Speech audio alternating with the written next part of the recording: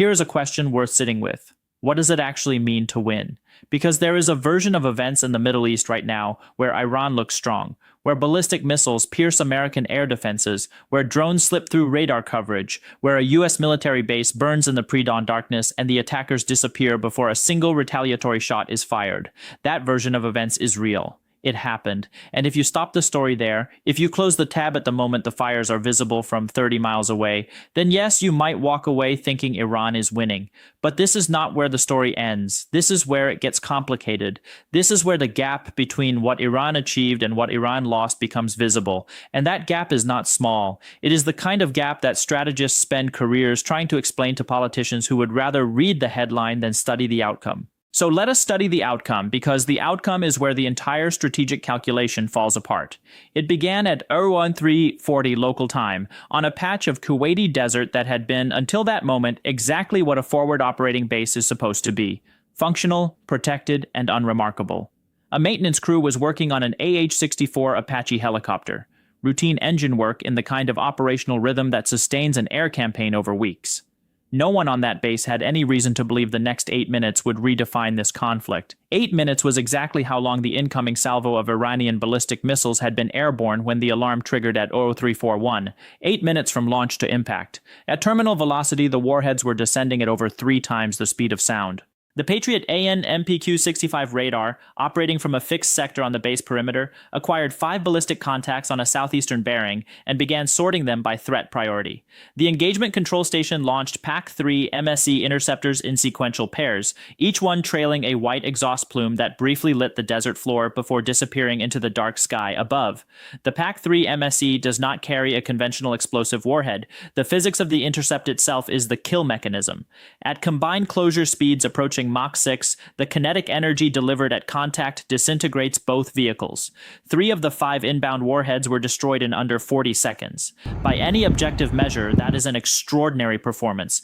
A crew in complete darkness against targets moving at over 4,000 miles per hour with fewer than 10 minutes of warning, achieving a 60% intercept rate. Under realistic combat conditions, that result is remarkable. But 60% is not 100%, and the 2 warheads that were not intercepted were not surviving by chance. They were surviving because the attack was engineered around the one constraint the Patriot system cannot overcome. The AN/MPQ-65 radar covers a 90-degree sector of sky, not a full sphere. A sector. When a ballistic salvo is inbound from the southeast, every unit of processing power and every degree of radar attention is directed southeast. The system is doing exactly what it was designed to do, but it cannot simultaneously look in the opposite direction. That was the entire plan.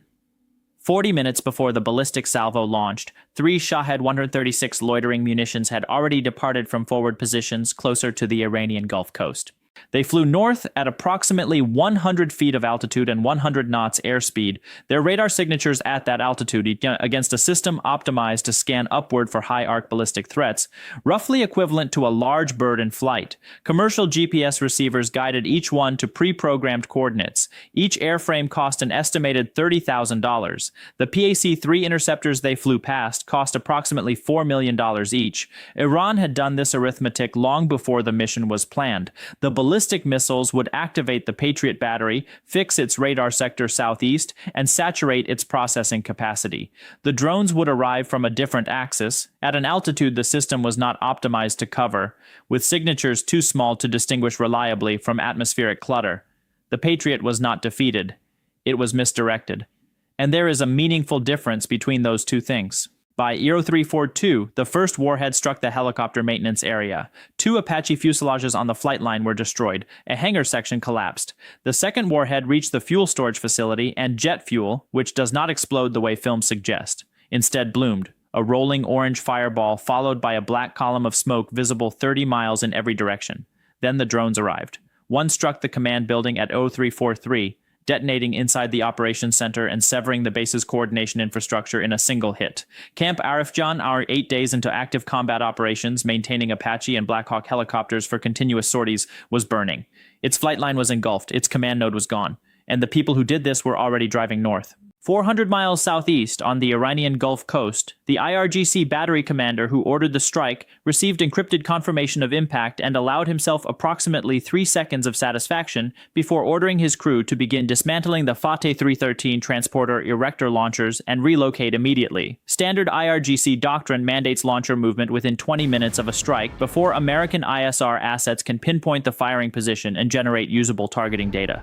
20 minutes. The crew had a head start, and for a moment it appeared they might use it well. They were not counting on what came next. Ahmed Al-Jaber Air Base, Kuwait, had been operating F-15E Strike Eagles on combat sorties into Iran for 8 consecutive days. The fires from the burning base were visible on the northern horizon. Call signs Rage, Euro 1 through Rage Zo 4 were already on the ramp, loaded for deep strike operations. GBU-31 Joint Direct Attack munitions on centerline stations, GBU-39 small diameter bombs on wing racks. Between the 4 aircraft, approximately 92,000 pounds of precision-guided ordnance. The F-15E Strike Eagle was designed during the Cold War to fly deep into Soviet territory and destroy hardened targets. Tonight it was doing exactly that, with better navigation systems and a very specific set of coordinates to find. The first problem appeared before the afterburners lit. The MQ-9 surveillance drone monitoring the Iranian coast had tracked the Fateh 313 launchers for 3 minutes following the strike before losing them behind a ridgeline. By the time Rage Flight was airborne at Uro 353, the targeting coordinates were already stale. 13 minutes of movement by an IRGC crew operating under urgency, across terrain with natural concealment. In targeting doctrine, the stale coordinates are not just an inconvenience. They represent a binding operational constraint. You cannot release ordnance against a location that may no longer contain a valid military target. Positive identification requires closing the range. Closing the range means flying toward whatever air defense is protecting those launchers. The MQ-9 had established a movement corridor before losing the vehicles, not a precise position, but a search wedge pointing northeast toward a known tunnel complex in the coastal hills. This narrowed the geometry from a wide search area to a defined sector. It also told Rage 01's weapon systems, officer something time critical. The launchers were approaching underground cover. Every minute the flight spent searching was a minute the launchers spent approaching a position from which they could not be struck. Rage Flight crossed the Iranian coastline at 25,000 feet at approximately 0410 local time. 8 days of air defense suppression had degraded the Iranian integrated system by an estimated 90%, eliminating roughly 200 systems across multiple capability layers. That figure is significant, but 90% degraded is not 100% neutralized. The 10% that survived was the 10% disciplined or mobile enough to avoid being found, and protecting those launchers was one of the most capable short-range air defense systems in the IRGC inventory. The Tor M1 is a fully self-contained mobile surface-to-air missile system mounted on a single tracked chassis. It carries its own search radar, its own fire control radar, and 8 ready-to-fire missiles, all on one vehicle. It has a 12-kilometer engagement range and was designed for a single operational purpose, protecting mobile missile launchers during relocation. There are no external systems to suppress, no command links to interrupt. The only way to deal with the Tor M1 is to find it before it finds you, or force it into revealing itself. At Euro 42, Rage Euro 1's radar warning receiver picked up a 3-second burst of Tor M1 search radar emissions before the signal vanished. 3 seconds. The operator had switched to passive mode before the American equipment could complete triangulation. The weapon systems officer needed 5 to 8 seconds of continuous emission to build a targeting solution. The Tor commander was giving him 3, then going silent. Meanwhile, descending to positive identification altitude without suppressing the Tor first would bring Rage 01 within the system's engagement envelope, a fundamentally dangerous position for an aircraft in a targeting configuration. Rage 01's pilot made a deliberate and calculated decision. He pushed the nose down from 25,000 toward 15,000 feet. Not a weapon release pass, but a controlled provocation. The Tor commander's display would show an American fighter descending directly toward the launchers he was assigned to protect.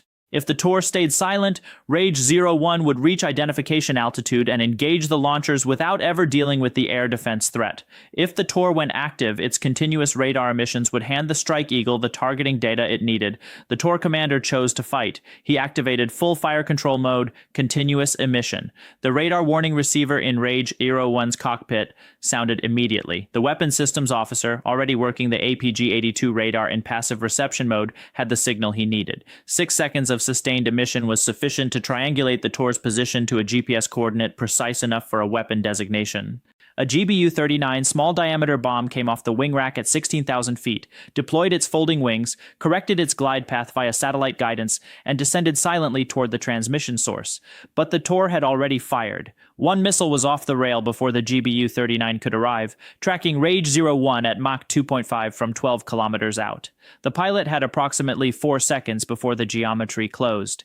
He broke hard left at 6 Gs, the kind of sustained turn that compresses vision and puts maximum demand on the body's ability to maintain consciousness, while the chaff dispenser cycled automatically, releasing metallic clouds into the slipstream. The Tor's missile tracked the chaff for 1 critical second. That second was enough for the pilot to pull below the system's minimum engagement altitude. The missile passed overhead. 7 seconds after the Tor fired, the GBU-39 arrived. A $40,000 glide bomb erased a $25 million air defense system. The road to the launchers was open. Rage flight descended to 15,000 feet. The sniper advanced targeting pod's resolution sharpened. What had been ambiguous heat signatures at altitude became distinct vehicle outlines on the infrared display.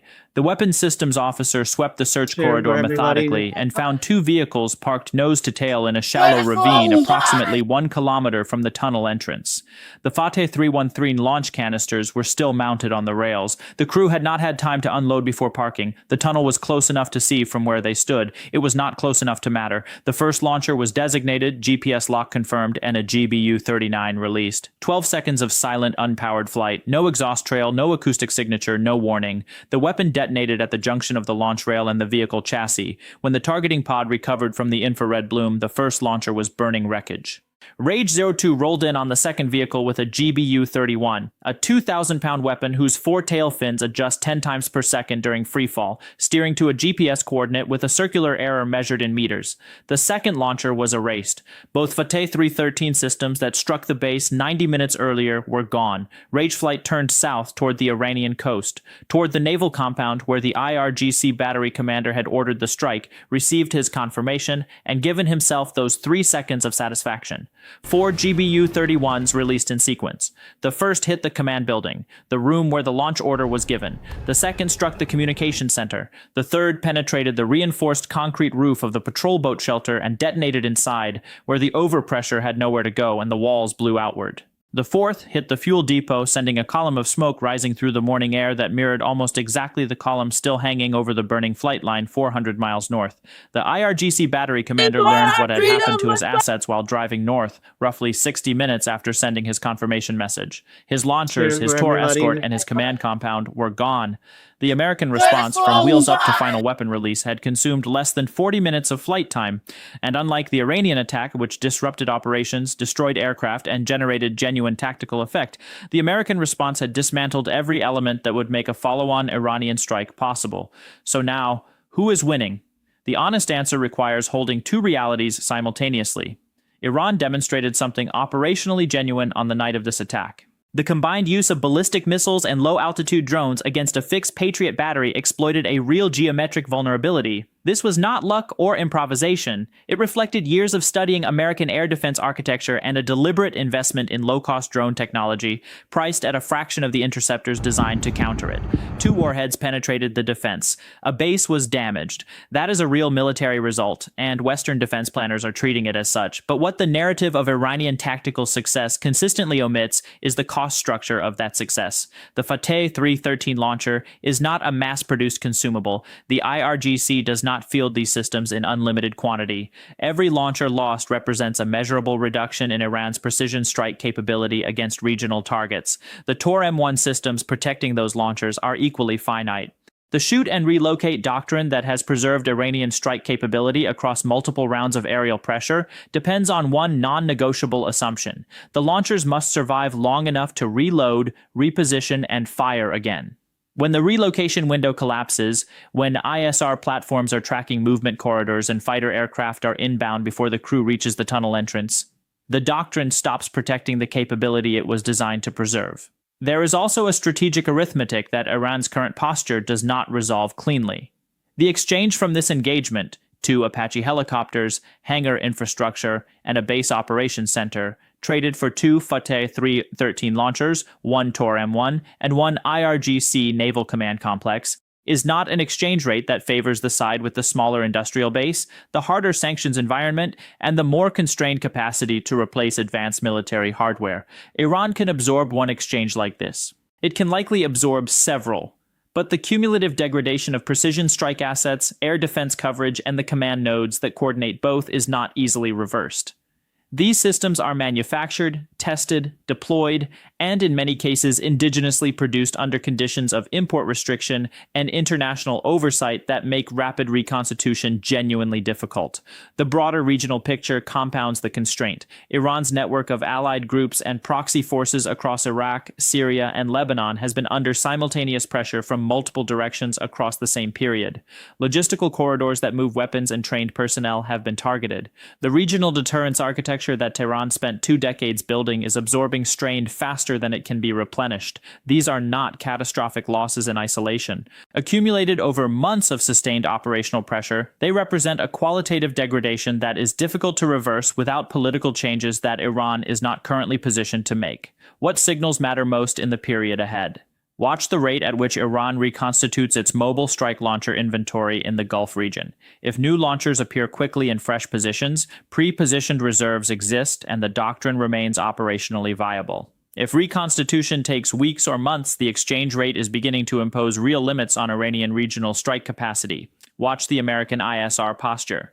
The MQ-9 platforms that tracked the launcher relocation corridor in this engagement were not positioned by accident. Maintaining persistent surveillance over mobile Iranian strike assets is itself a resource-intensive commitment, and if that posture is sustained, the relocation window that makes Iran's shoot-and-move doctrine viable continues to narrow. Watch the diplomatic backchannels. Military exchanges of this kind carry embedded signals: which targets are struck, which are deliberately spared, which capabilities are demonstrated versus withheld.